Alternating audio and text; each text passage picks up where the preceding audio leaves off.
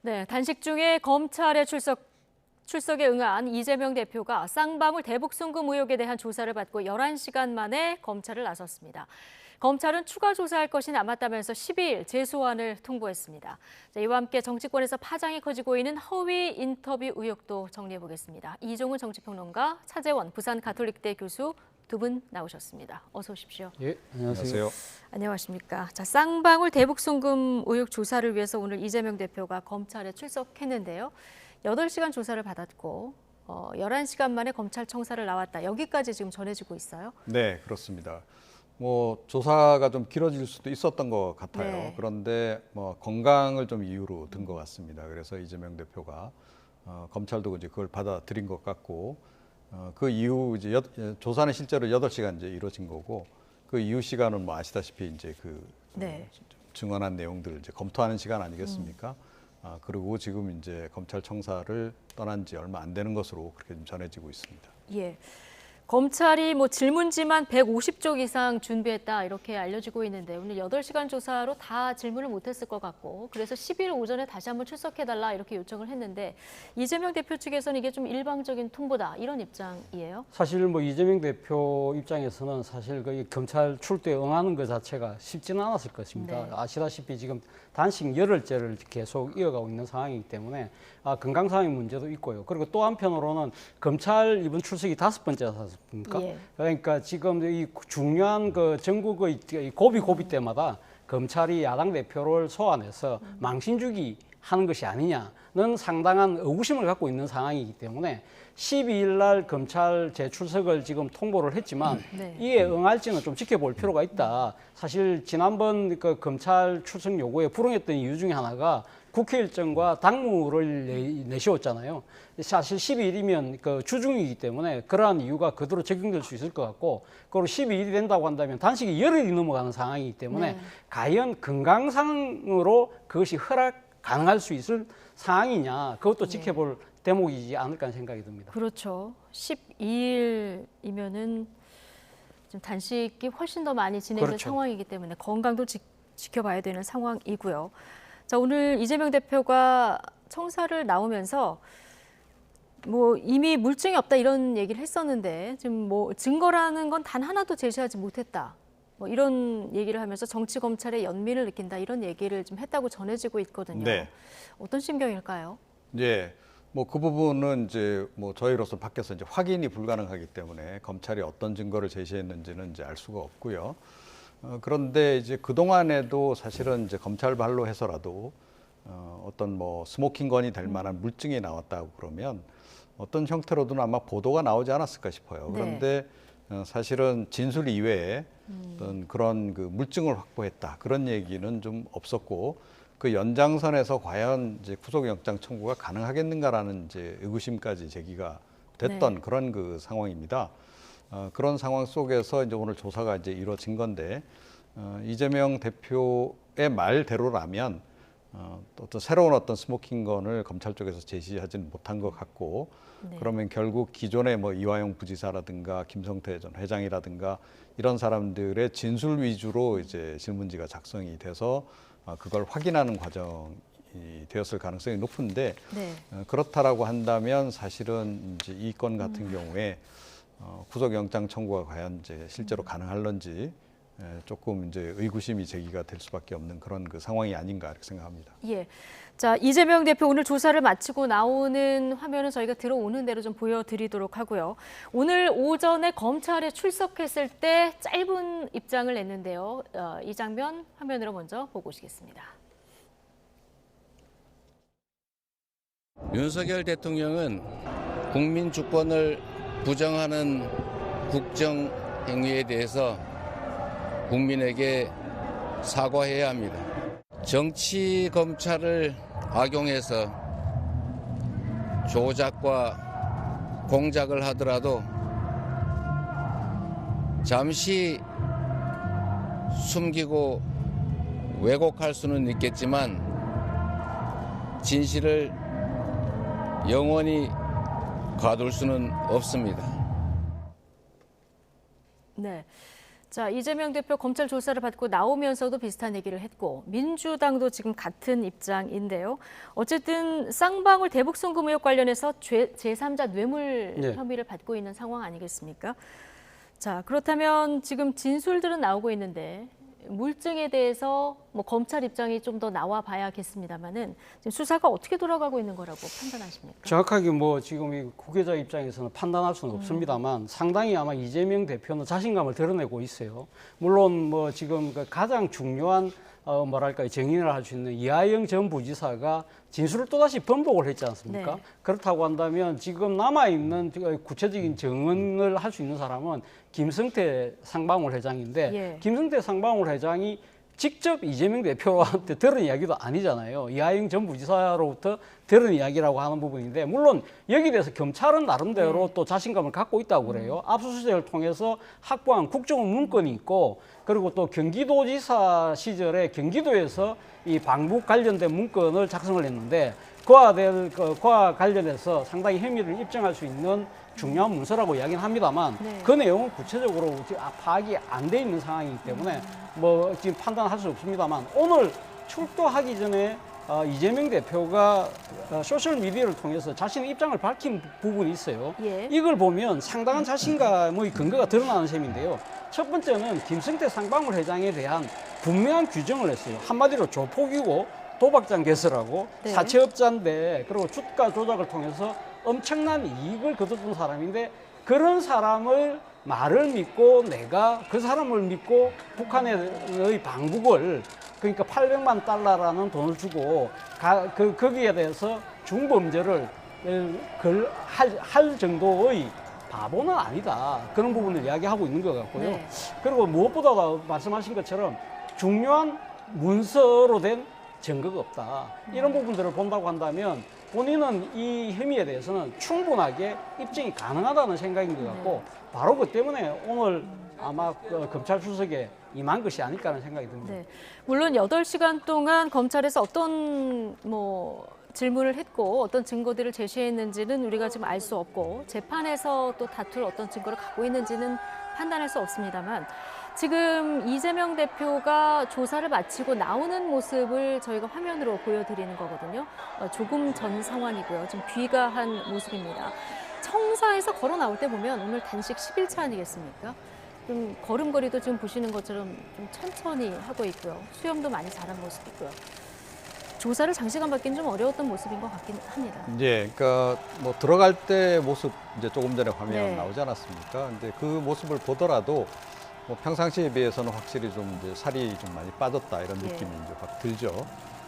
이제 그런 상황이고 특히 또 단식에 들어가게 되면 상당히 체력 손실이 생각보다 좀 많이 발생합니다. 그래서 후유증도 상당할 정도거든요. 그래서 단식 뭐 지금 여당 쪽에서는 제대로 단식을 안 하고 뭐 그 보온병에 뭐가 들었다 뭐 이렇게 이제 의혹을 제기하고 있는데 뭐 그렇게 이제 그런 그 편법을 쓸 것 같지는 않다 이렇게 생각을 하고요.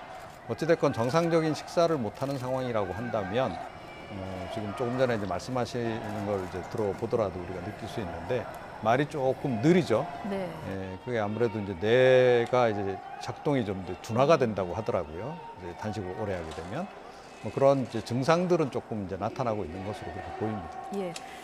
자, 뭐 증거, 증인, 증언 이런 거 관련해서 앞서 이제 김성태 회장 얘기를 해주셨는데 또 하나 중요한 사람이 이제 이화영 전 경기도 평화부지사 아니겠습니까? 근데 이화영 전 부지사 입장이 계속 오락가락하고 있는 네. 상황이고요. 옥중에서 두 번째 입장문까지 지금 낸 상황이거든요. 예, 그렇습니다. 그래서 워낙은 이제 뭐 이재명 대표한테 이제 보고한 바도 없고 이재명 대표 이제 모른다라고 얘기를 했다가 이제 그 중간에 한번 이재명 대표에게 보고를 했다라고 이제 이야기를 네. 했었죠. 근데 그걸 이제 다시 또 이제 번복을 한 거예요.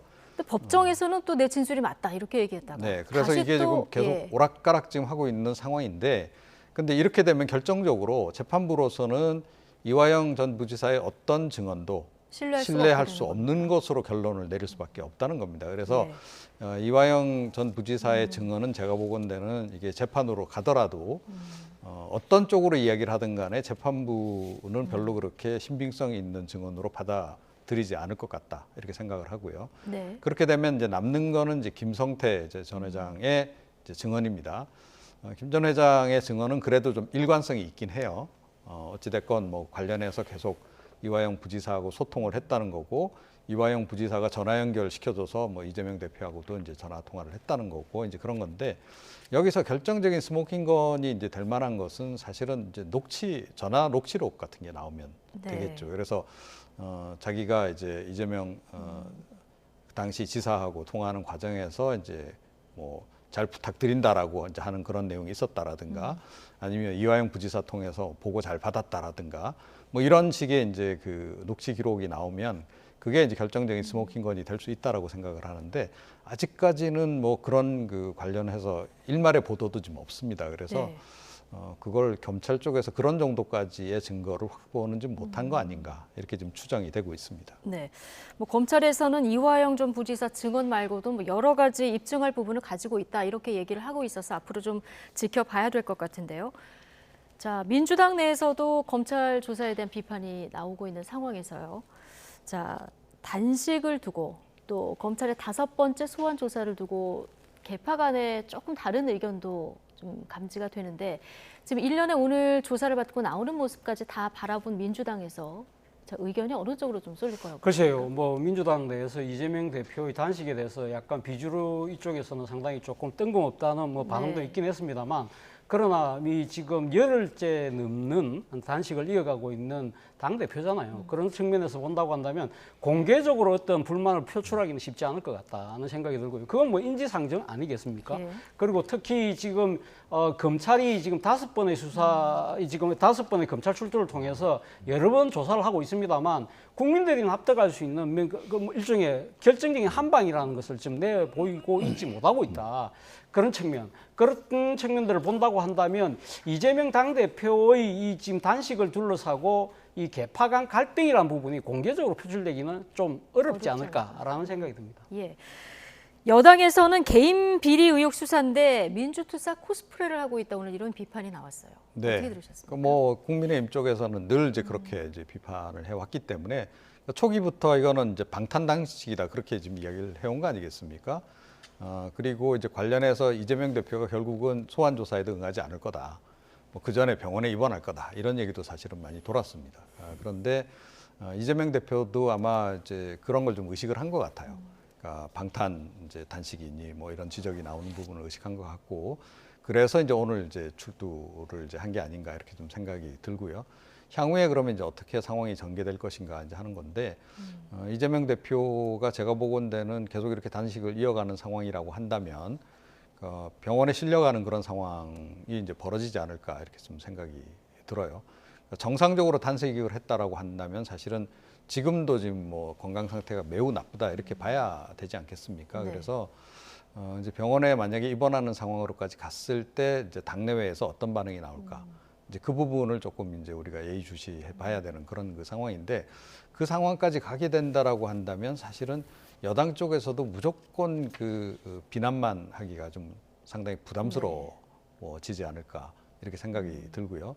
당내 이제 비명계들도 마찬가지인 거죠. 예. 그러니까 단식 중단하라는 요구를 해오긴 했으나 그럼에도 불구하고 실제로 이제 병원에 입원하는 그런 상황까지 간다라고 전제했을 때는 당내에서도 아무래도 비명계도 조금 목소리를 낮출 수밖에 없는 그런 상황이 좀 전개가 되지 않을까 이렇게 생각합니다. 네.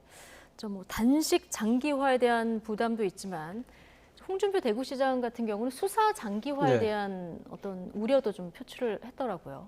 아마 홍준표 대구시장 입장에서는 이른바 이재명 사법 리스크 역설 이런 네. 걸 좀 우려하고 있는 것이 아닐까 하는 생각이 듭니다. 앞서 이 말씀을 들었습니다만, 사실 이 지금 검찰이 전방위적으로 지금 이재명 민주당 대표에 대한 지금 수사 그리고 또 소환 조사 이런 걸 하고 있습니다만, 사실 이렇게 딱 손에 잡히는 그런 뚜렷한 결정적인 증거를 못 내놓고 있지 못하다.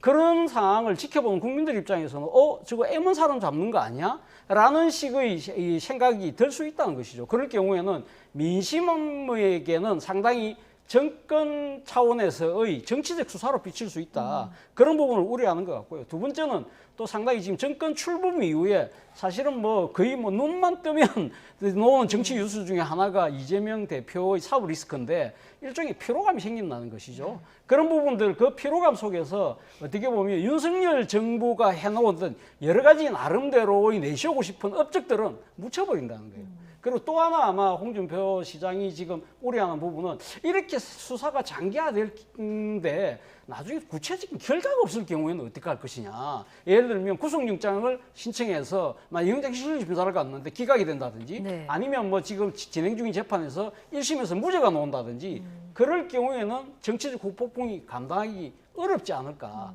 그런 우려를 아마 표현한 것이 아닐까라는 생각이 네. 듭니다. 옛날에는 아무리 큰 사건도 2달 이상 끌지 않았는데 좀 너무 길어진다. 검찰이 무능한 건지 참 답답한 노릇이다. 이런 글을 이제 남겼는데, 자, 검찰 어쨌든 오늘 조사를 끝냈고요. 백현동 의혹하고 합해서 구속영장을 청구한다 이런 계획이다 이렇게 전해진 상황 네. 아니겠습니까?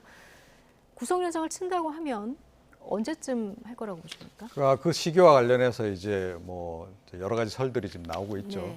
가장 이제 결정적으로는 이제 추석 전이냐 추석 이후냐. 그러니까 추석 전에 한다는 거는 이제 정치적으로 보자면 이재명 대표의 이제 구속 관련한 이제 이슈가 추석 밥상에 오르느냐 마느냐 하는 건데 이제 전에 한다라고 한다면 이제 오르게 되는 거죠. 네. 그런 효과를 이제 노리지 않겠는가. 그러니까 야당 쪽에서는 특히나 이제 그 정치 검찰이 지금 정치 탄압하고 있다라고 지금 보고 있는 거 아니겠어요? 그러니까 검찰이 지금 그런 스케줄에 따라서 지금 움직이고 있는 것이다. 이렇게 지금 바라보는 것 같고요.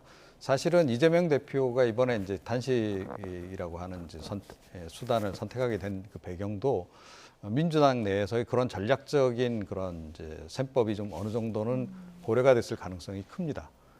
그래서 이제 최대한 이제 이 구속영장 청구 시기라든가 기소 타이밍이라든가 이런 거를 이제 뒤로 늦추려고 뭐 이렇게 한 거 아닌가. 뭐 이제 그런 얘기도 좀 나오곤 있는데요.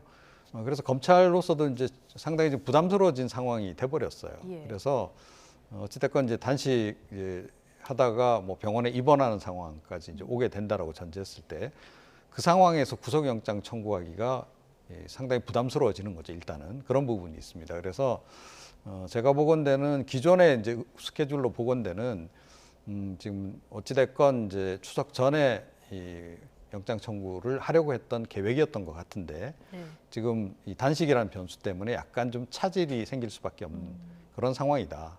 그렇게 생각을 합니다. 네.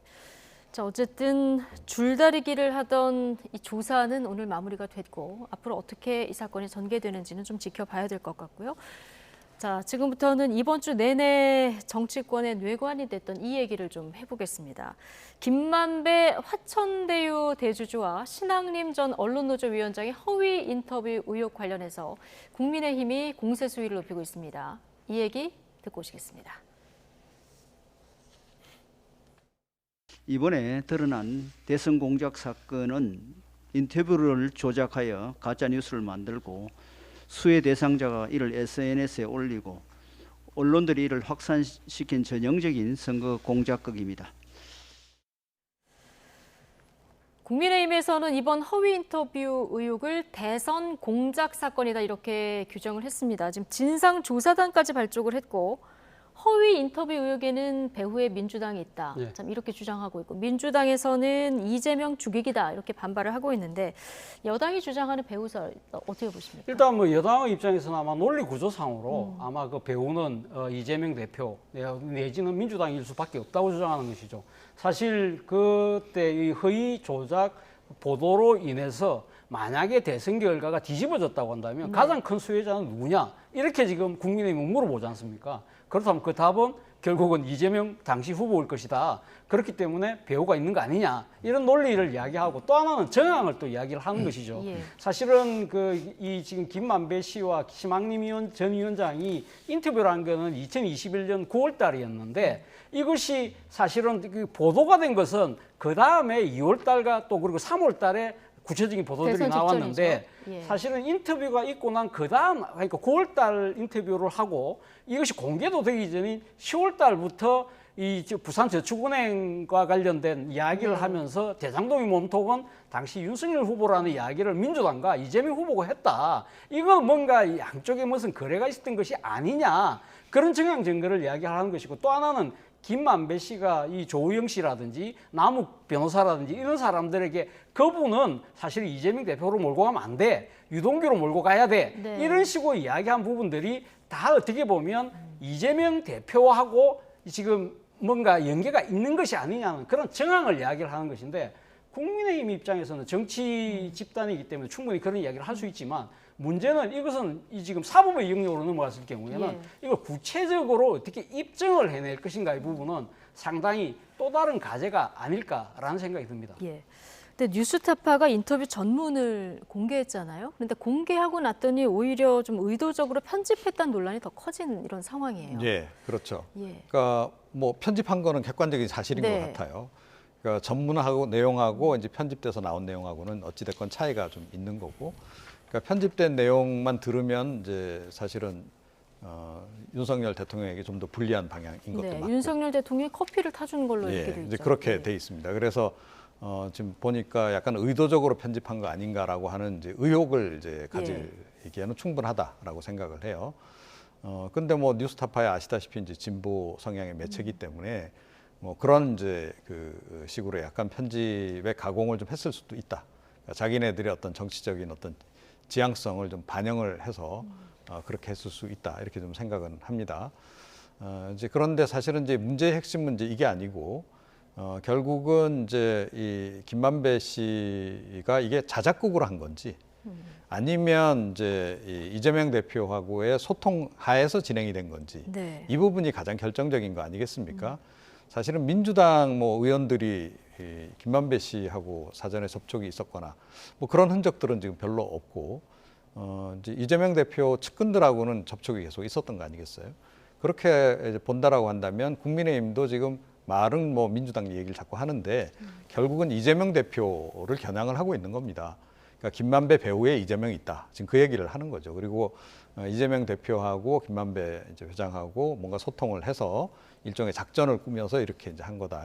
이렇게 이제 몰고 가고 있는 건데, 이것도 역시 마찬가지입니다. 그러니까 스모킹건이 될 만한 게 있어야 되는 거죠. 가장 결정적으로 예를 들어 이재명 대표하고 이제 김만배 회장이 그 당시에 뭐 통화를 해서 이런 부분을 상의를 했다거나, 아니면 이재명 대표가 부탁을 한다거나, 이제 그런 내용이 이제 나온다라고 한다면 그건 굉장히 큰 건이 될 수 있다. 그런데 그렇지 않은 상태에서는 이거 좀 밝히기가 좀 쉽지 않다 하는 거고요. 뭐 혹시라도 뭐 측근, 뭐 정진상 실장이니 뭐 이런 사람들하고 김만배 씨하고 뭐 이런 걸 계획한 흔적이라도 좀 나오면 그나마 이제 국민의힘의 얘기에 힘이 좀 실리는데, 그렇지 않으면 이것도 역시 일종의 정치 프레임으로 네. 끝날 가능성이 좀 높지 않나 이렇게 생각합니다. 이 허위 인터뷰 의혹의 주요 내용이 부산저축은행 수사 무마 의혹에 네. 윤석열 당시 검사가 있었다 이런 거 아니었겠습니까? 그래서 대장동의 몸통이 윤석열 후보다 이런 네. 주장이 나왔었는데, 자, 국민의힘에서 어떤 주장이 나왔냐면, 이걸 거슬러 올라가면 당시 청와대 민정수석이었던 문재인 전 대통령이 오히려 이 부산저축은행 수사 무마 의혹하고 관련이 돼 있다 이런 주장이 나왔거든요. 어떤 근거인지 좀 설명을 해주시죠. 일단 그 지금 국민의힘에서 주장하는 부분은 2012년 대선 당시에 나왔던 주장입니다. 네. 당시 새누리당 의원을 지냈던 이종혁 전 의원이 당시 주장을 했던 부분인데, 2003년도에 부산저축은행이 금감원으로부터 조사를 받았다고 그래요. 그때 당시에 그 청와대 민정수석이었던 당시 문재인 수석이 이 금감원에게 전화를 해서 상당히 이 조사에 대한 축소, 압력을 넣었다는 것이고, 그것이 실제 이루어졌고, 그 대가로 당시 부산저축은행이 이 문재인 민정수석이 지분을 갖고 있던 법무부인 부산에게 수임료, 그러니까 59억 원 상당의 그 사건을 몰아줬다. 그래서 일종의 대가성이 있었던 것이 아니냐. 네. 그런 부분이었기 때문에 사실 그런 식으로 부산저축은행을 사실 부실을 눈 감아준 사람은 당시 문재인 민정수석이었다. 그 부분인데, 여기에 대해서 지금 민주당 특히 그 중에서도 문재인 전 대통령의 측근이라고 할 수 있는 윤건영 의원 같은 경우는 이건 전형적인 물타기다. 이건 말이 안 된다고 이야기하는 것 중에 하나가 2012년 당시에 그때 당시에 검찰이 수사를 했는데 그때는 뭐 박근혜 정부가 이제 출마하고 난 뒤에 이제 이 문제가 사실은 명예훼손 문제로 진행이 됐을 때 수사를 했을 때 사실은 검찰이 문재인 민정수석이 전화를 한 것은 맞지만 그때 당시 예를 들면 저축은행에 대한 수사가 강도가 높아질 경우에는 대거 예금 인출 같은 것이 있을 수 있기 때문에 그런 부분들은 상당히 신경을 쓰라는 이야기였고 그리고 또 59억 원 상당의 수임료를 준 건 맞지만 그것이 대가성이라는 부분은 밝혀지지 않았다는 식의 검찰 결정이 있었다. 그렇기 네. 때문에 이거는 지금 이제 와서 이야기하는 것은 일종의 물타기다. 전형적인 상당한 이 정치적인 주장이다. 그런 이야기를 하고 있습니다. 예. 자, 어쨌든 이 허위 인터뷰 의혹, 이번 사건의 피해자는 현 대통령 아니겠습니까? 검찰에서는 지금 특별수사팀까지 구성한 상황인데 김만배 씨하고 신앙님 이 두 사람 사이에 그 인터뷰라고 해야 됩니까? 이건 전화 통화라고 해야 됩니까? 이 녹취록. 어쨌든 두 사람 사이에 금전 거래가 있었잖아요. 1억 6,500만 원. 이게 책값인지 인터뷰 대가인지. 자, 이것부터 좀 입증해 주려 하겠죠. 네, 그러겠죠. 근데 사실 뭐 상식적으로 책값이라고 보기에는 좀 힘들죠. 그러니까 두 사람 사이에 이제 뭔가 있긴 있었던 것으로 볼 수밖에 없는 그런 이제 정황이 이제 이 바로 네. 금액이다 이렇게 좀 생각을 해요. 그러니까 통상적으로 뭐 그 책 보니까 굉장히 좋던데 내가 좀 몇 권 사겠다 하는 거하고는 이게 어감이 상당히 차이가 있기 때문에 이게 뭔가 이제 이 대가성이 있는 것 같고 뭐 그와 관련해서 이제 김만배 회장이 이런 내용을 이제 흘리도록 그렇게 이제 요구했을 가능성, 그런 가능성이 좀 있는 거죠. 근데 그게 이제 핵심은 앞서 말씀드렸듯이 이게 자작극이냐, 네. 아니면 이제 이재명 대표하고 소통하에서 진행된 일이냐, 이게 이제 건이 되는 거고요. 그리고 조금 전에 이제 문재인 전 대통령 얘기가 나왔는데 네. 문재인 전 대통령을 이 사안과 관련해서 끌고 들어가는 것이 과연 국민의힘에게 전략적으로 도움이 되는지 잘 모르겠어요. 그러니까 이 윤석열 정부에서 특히 기승전 문재인 얘기를 계속 하잖아요. 그러니까 모든 사안이 터지면 다 문재인 정권 또는 문재인 전 대통령 탓으로 이제 몰고 가는 그런 이제 전략을 쓰고 있는 건데 이게 너무 과도하게 지금 피로감을 유발하고 있다라는 거고 또 논리적인 맥락에서 보더라도 좀 이제 이 과한 그런 측면이 있는 거죠. 경강부회를 하고 있는. 그래서 별로 보탬이 안 되는데 왜 자꾸 문재인 전 대통령을 소환을 해내는지 저는 그 부분이 사실은 개인적으로 조금 납득이 안 갑니다. 네. 계속 지금 전 정권을 소환하는 네. 이런 모습은 좀 이해가 안 간다 이런 말씀이신데요. 자, 어쨌든 김만배 씨하고 신앙님이 두 사람 15년에서 20년 사이 처음 만난 거다 이렇게 네. 둘이 주장을 하고 있습니다만은 검찰에서는 이 대화를 녹음하기 전후에 조금 소통한 정황을 포착했다 이런 보도도 좀 나오고 있어요. 예, 그래서 지금 사실 두 사람이, 그러니까 지금 검찰이 그런 이야기를 하는 이유는 결국 두 사람이 15년에서 20년 만에 만났다고 한다면 두 사람이 일종의 그러니까 선거 개입을 하기 위해서 사전에 그러니까 조작을 했다는 그러한 정황을 배격하는 그러한 부분이잖아요. 그렇기 때문에 검찰 입장에서는 그것이 아니라 두 사람은 지속적으로 소통을 했다는 그런 차원에서 이야기를 하는 겁니다만 문제는 그건 것 같아요. 앞으로 그러니까 지금 사실은 제가 생각했을 때도 앞서 지금 뉴스타파의 그 편집본 이야기를 했습니다만 사실 이제 전체 전문을 보면 상당히 그 당시 보도 내용에 대해서 상당한 의구심이 일어나는 건 사실입니다. 네. 그리고 특히 대선 전 사흘 전에 이렇게 결정적인 보도가 나옴으로써 사실은 민심의 왜곡할 수 있는 그런 소지가 분명히 있는 것은 분명해 보입니다. 그런데 문제는 검찰이 사실은 이 뉴스타파가 이것이 허위 사실이라는 것을 분명히 알고도 이걸 보도를 했느냐. 네. 그렇지 않고 이거는 틀림없이 이 지금 그럴 가능성이 있을 거야라고 보도를 했는 것이냐. 이 부분을 전문을 좀 들어보셨잖아요. 예. 어떻게 판단하십니까? 저는 사실 이런 식으로 편집을 한다는 것 자체는 좀 제가 생각하기로는 네. 조금 이해하기가 좀 힘들었습니다. 사실은 이게 아주 중요한 부분이잖아요. 그렇죠. 그렇다고 한다면 물론 뭐 조용 커피를 타줬다는 이야기도 나오긴 하지만 전체적인 맥락을 보면 좀 오락가락하는 부분이 분명히 있거든요. 그런 부분을 전체적으로 다 보도를 하는 것이 저는 보도를 하는 기본 대선 또 직전이었고. 대선 직전이었고 하기 때문에 그것이 바람직한 태도가 아니었나 하는 생각이 듭니다. 예. 어쨌든 민주당에서는 여론 조작의 근거는 없다. 자, 이렇게 얘기를 하고 있는 상황인데요. 어쨌든 지금 허위 인터뷰 의혹 관련해서 여당에서 이걸 인용 보도한 기자들까지 좀 고발한 상태입니다.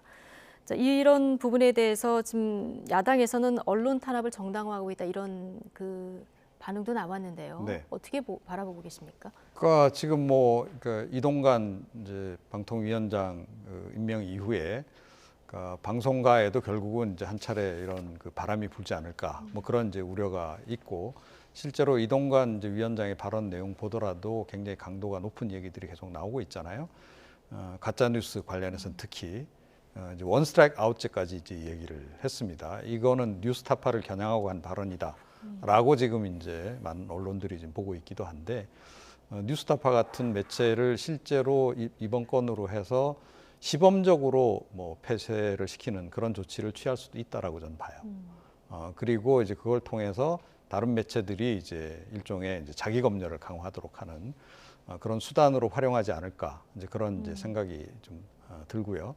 근데 이제 이것이 과연 바람직한 방향인지는 잘 모르겠어요. 가짜 뉴스에 대한 대응, 뭐 저도 찬성하는데 그럼에도 불구하고 이게 뭐 특정 성향 매체들에만 집중적으로 이 기준을 적용한다라고 했을 때는 이명박 정부 당시와 마찬가지로 또다시 이 언론 탄압 내지는 언론 장악 논란이 더 거세게 불거질 수밖에 없을 것이다 이렇게 생각합니다. 예.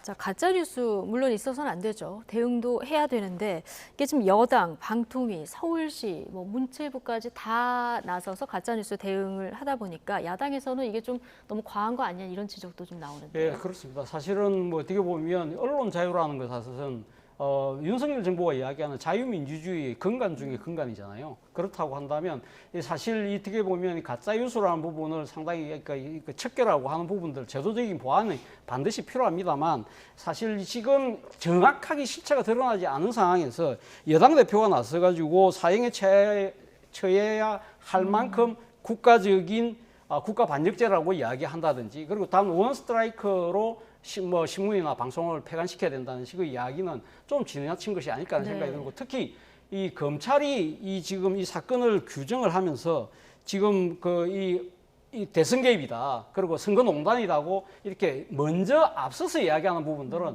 조금은 저는 좀 염려되는 측면이 있다. 그런 측면을 봤을 때는 앞서 말씀하신 것처럼 이 언론들이 사실은 그러니까 지금 어떻게 보면 스스로 자기 검열을 할 수밖에 없는 사실 언론의 본분은 권력 감시거든요.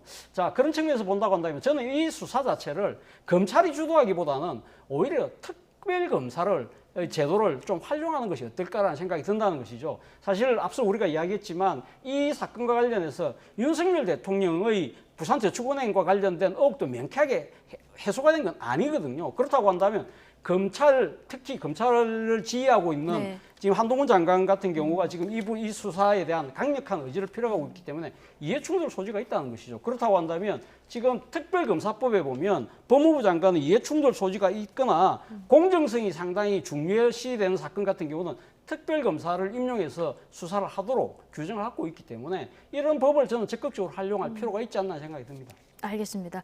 당분간도 이 일 관련한 파장은 좀 계속될 것 같습니다. 이종훈 정치평론가, 차재원 부산 가톨릭대 교수 두 분과 함께했습니다. 고맙습니다.